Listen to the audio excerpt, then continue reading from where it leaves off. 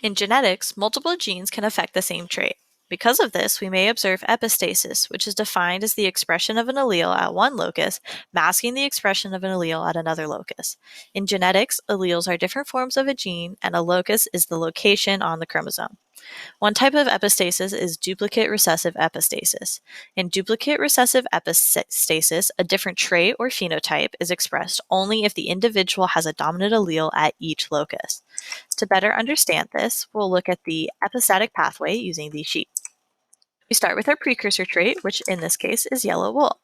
Now, if our sheep is homozygous recessive for the A allele, we see that his path is blocked and he's not able to progress, so we'll have a yellow sheep. However, if he has at least one big A allele, the path is no longer blocked, and we move on to our intermediate. In the case of duplicate recessive epistasis, our intermediate is the same as our precursor, so we still have a yellow sheep.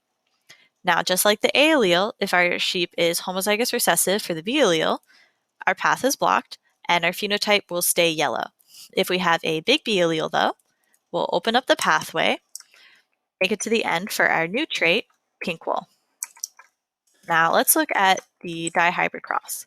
Because of these masked phenotypes, we won't get the same proportions we would in a simple Mendelian cross. Here you can see that all the sheep have at least one big A and one big B allele are pink. The sheep that are little b, little b, or both are yellow, giving us a ratio of 9:7. We'll work through one last cross, this time with a, big A, big B sheep, and a, big B, little b sheep. Using what we just learned, we can fill in this cross. So for this first sheep, we see that it has a big A allele and a big B allele, meaning that we make it all the way through our pathway, so we get a pink sheep. Over here, we see another big A and big B, so this one must also be pink. As for the two down here, we see that they are little a, and little a.